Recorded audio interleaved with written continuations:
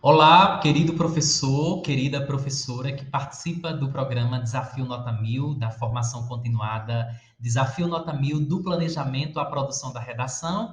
Eu sou Daniel Dantas, vocês já me conhecem, a gente já vem aí de uma convivência desde o ano passado, da primeira edição desta formação, e a gente já explicou a importância deste instrumento de acompanhamento, que é o diário de bordo lá na formação, a gente já explicou, mas eu estou aqui para ratificar essa importância e explicar de que forma vocês podem preencher o nosso diário de bordo, tá bom? Então assistam a esse vídeo com muito carinho, é um vídeo muito curto e pontual.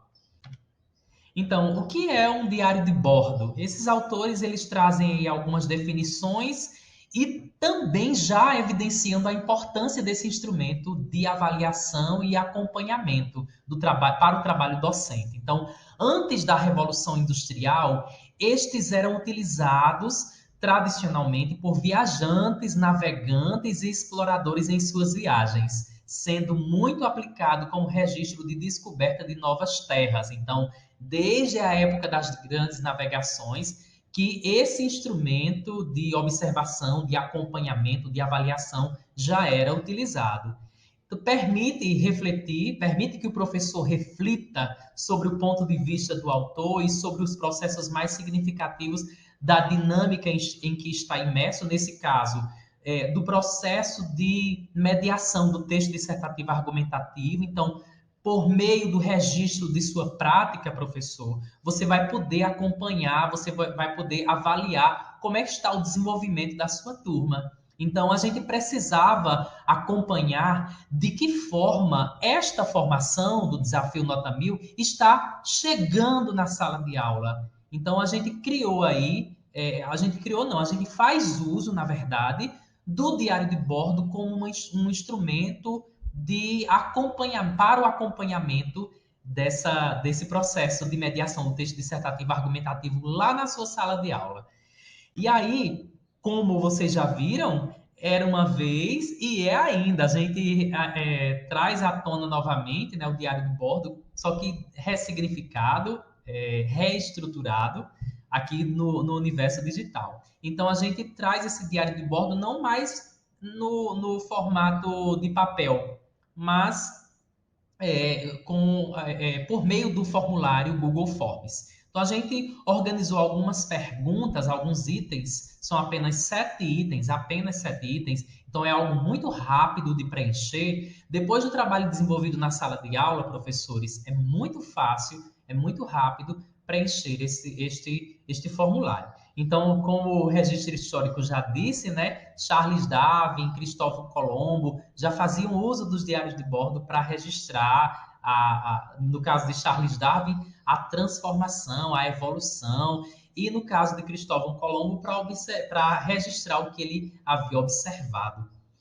Então, vê, no nosso diário de bordo, nós temos como primeira pergunta aí o nome do professor, e aí é interessante colocar o nome completo. Se o seu nome é Maria do Socorro, não coloca só Socorro, coloca Maria também, tá? Isso é muito importante, até para a gente registrar quem enviou e quem não enviou.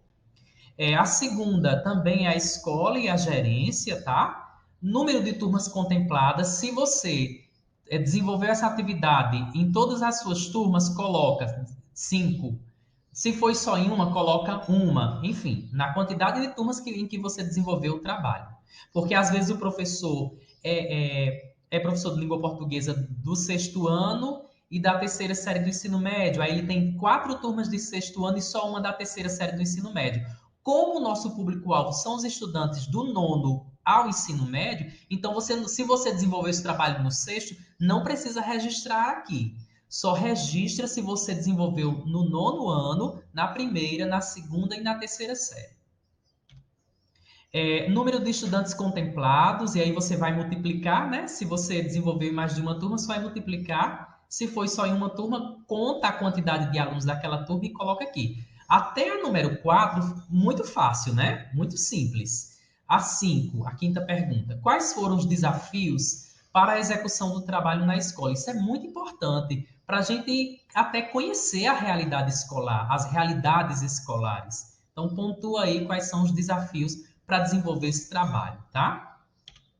A sexta pergunta, o sexto item, na verdade, mesmo depois do trabalho, atualmente qual é a maior dificuldade manifestada pela turma em relação à produção do texto dissertativo argumentativo? E aí é a sua oportunidade de dizer para nós qual é a dificuldade da sua turma. Minha turma tem muita dificuldade em reconhecer ou de produzir a tese lá na introdução. Minha turma tem muitos problemas em relação à competência 1. Coloca aqui nesse sexto item. E o sétimo e último item, você vai escolher até 5 fotos. É importante fotografar. Daniel, mas eu não tenho tempo de fotografar porque eu estou conduzindo a atividade. Destina essa atividade a um aluno, ao seu monitor, tá? Para fazer fotos de momentos significativos da aula, da condução, da mediação da atividade. E aí é importante que até 5, tá? É até. Então pode ser uma, pode ser duas, pode ser 3, até 5.